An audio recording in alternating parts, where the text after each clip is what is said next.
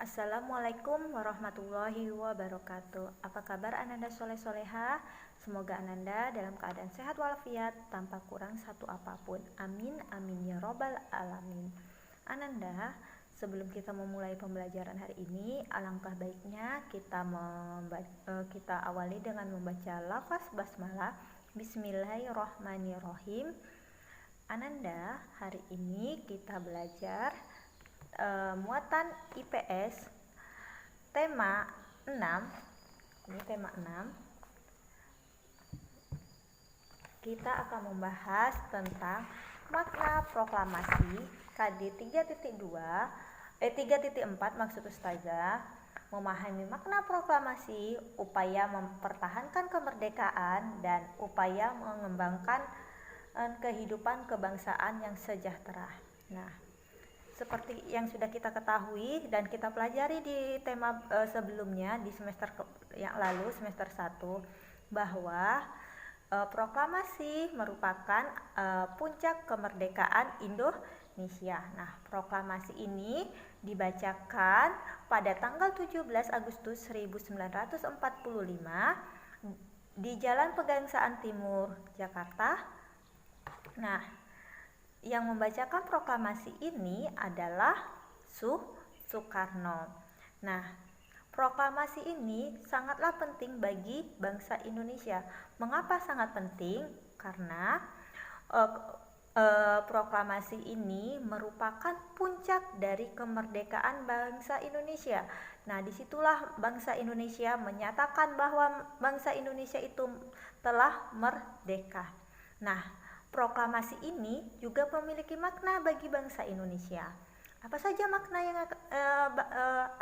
makna proklamasi bagi bangsa Indonesia? Dan di sini kita akan membahasnya. Makna proklamasi bagi bangsa Indonesia. Proklamasi yang dikumandangkan Soekarno-Hatta memiliki makna utama bahwa bangsa Indonesia telah merdeka dan berdaulat, sehingga wajib dihormati oleh negara-negara lain. Jadi negara-negara lain harus menghormati bangsa Indonesia.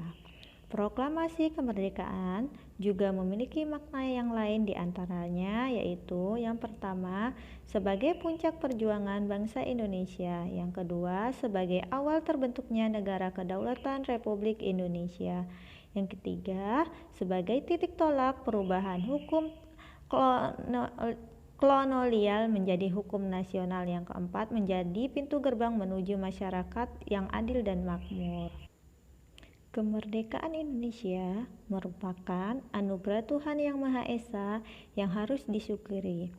Oleh karena itu, kemerdekaan yang telah diperjuangkan para pahlawan tidak boleh disia-siakan. Kemerdekaan harus dipertahankan serta diwujudkan dalam tindakan nyata guna mencapai tujuan nasional. Contoh upaya untuk mengisi kemerdekaan: penghargaan terhadap para pejuang bangsa serta para pahlawan bangsa dapat ditunjukkan dengan berbagai upaya untuk mengisi kemerdekaan. Yang pertama, kita harus rajin beribadah dengan tekun dan khusyuk sesuai agama yang dianut kita. Yang kedua, belajar dengan giat, rajin, dan tekun. Yang ketiga, mengikuti upacara kemerdekaan dengan hikmat.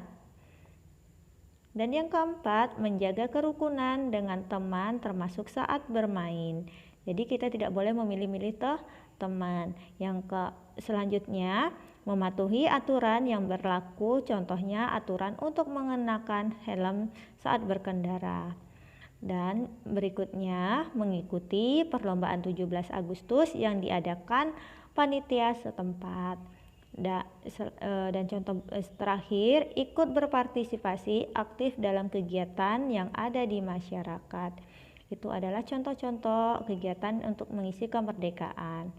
Nah, upaya mempertahankan kemerdekaan Indonesia. Melestarikan budaya bangsa merupakan salah satu wujud cinta tanah air dalam upaya mempertahankan kemerdekaan. Apa hubungannya antara melestarikan budaya bangsa dengan mempertahankan kemerdekaan? Apabila budaya bangsa kita lestari dan dijaga, maka bangsa kita tidak akan kehilangan identitas. Dan melestarikan budaya bangsa, kita telah berusaha menegakkan kemerdekaan berbangsa. Upaya mempertahankan kemerdekaan Indonesia. Yang pertama, sikap cinta tanah air. Contoh perilakunya, yang pertama melestarikan budaya bangsa, menjaga kelestarian lingkungan, dan rajin belajar. Yang kedua, membina persatuan dan kesatuan. Contoh perilakunya yang dapat kita lakukan, berteman dengan siapa saja, mau mempelajari kesenian dari daerah lain, menolong siapa saja tanpa membedakan suku. Yang ketiga, rela berkorban. Contoh perilakunya, bersedia menolong dengan tenaga, bersedia menolong dengan pikiran, bersedia menolong dengan harta. Upaya mempertahankan kemerdekaan Indonesia, mempertahankan kemerdekaan negara Indonesia tidak harus kamu lakukan dengan angkat senjata. Mempertahankan kemerdekaan dapat melalui dari lingkungan keluarga, sekolah, dan masyarakat. Contoh lain untuk mempertahankan kemerdekaan: 1. Membiasakan tindakan positif yang dapat mencegah terjadinya perpecahan antar keluarga, teman, warga, dan masyarakat. Yang kedua, menghargai perbedaan yang ada. Yang ketiga, berkompetensi dalam meraih prestasi. Menjaga kemerdekaan Indonesia itu harga mati dan tidak bisa ditawar. Bersatu kita teguh, bercerai kita runtuh, merupakan slogan yang tepat untuk kita bersatu padu menjaga keutuhan dan kemerdekaan Negara Kesatuan Republik Indonesia.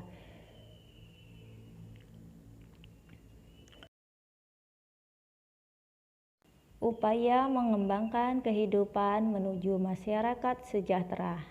Dalam teks pembukaan Undang-Undang Dasar 1945 disebutkan tujuan negara salah satunya adalah memajukan kesejahteraan umum. Artinya, negara selalu berupaya agar seluruh masyarakat Indonesia memiliki kehidupan yang makmur dan sejahtera. Ayo perhatikan upaya berikut yang dapat ditempuh untuk mewujudkan masyarakat sejahtera. Yang pertama adalah mengembangkan sikap toleransi antar warga. Masyarakat Indonesia terdiri dari beragam suku, budaya, dan agama yang merupakan kekayaan budaya Indonesia. Oleh karena itu, setiap warga negara harus saling menghormati dan menghargai. Yang kedua, meratakan pembangunan.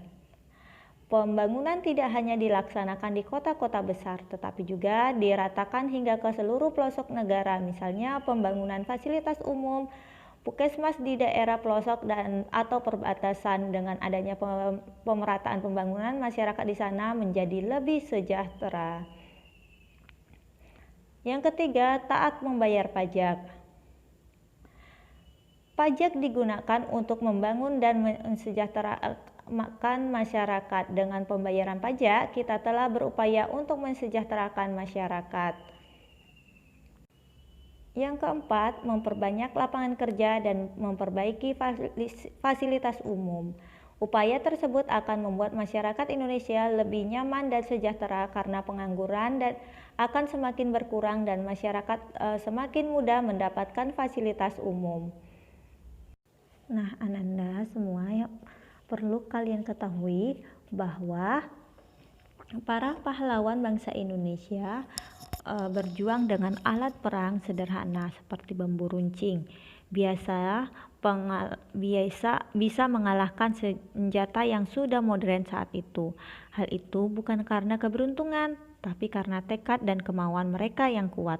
Oleh karenanya, kita harus bersyukur dengan cara mengisi kemerdekaan yang telah kita raih dengan kegiatan-kegiatan yang positif dan bermanfaat. Nah, nikmat dan karunia Allah yang diberikan kepada manusia amatlah luas, seperti nikmat iman, kesehatan, rezeki, dan kemerdekaan. Nah, Allah berfirman dalam surat An-Nahl ayat 18 yang artinya, Jika kamu menghitung nikmat Allah, tidaklah dapat kamu menghitungnya. Sesungguhnya Allah benar-benar Maha Pengampun, lagi Maha Penyayang. Surat An-Nahl ayat 18. Mensyukuri nikmat Allah dan yang dikaruniakan kepada kita merupakan aktivitas yang sangat terpuji. Kita harus mensyukuri kemerdekaan. Kemerdekaan merupakan suatu nikmat yang besar karena dengan kemerdekaan kita terbebas dari belenggu penjajahan bangsa lain. Kita dapat hidup sederajat dengan bangsa lain dan memiliki kewenangan untuk mengelola dan memanfaatkan sumber daya alam kita sendiri. Nah, Ananda semua, marilah kita banyak bersyukur agar Allah menambah nikmat-Nya kepada kita semua. Itulah Ananda materi hari ini tentang upaya mempertahankan kemerdekaan, makna proklamasi dan upaya mensejahterakan bangsa. Semoga Ananda paham dari materi penjelasan dari Ustazah yang Ustazah jelaskan dalam video ini. Lebih dan kurangnya Ustazah mohon maaf. Sebelum kita akhiri pembelajaran hari ini, sama-sama kita baca lafaz hamdalah, alhamdulillahirabbil alamin, dan doa kafaratul majelis, subhanakallahumma wa bihamdika asyhadu an la ilaha illa anta astaghfiruka wa atubu ilaik. Nah, pesan Ustazah kepada Ananda semua, tetaplah jaga iman kalian, imun dan aman. Nah, jangan lupa bantu orang tua dan jangan lupa ibadah-ibadah harian kalian kerjakan. Tetap semangat dalam mengikuti pembelajaran daring ini.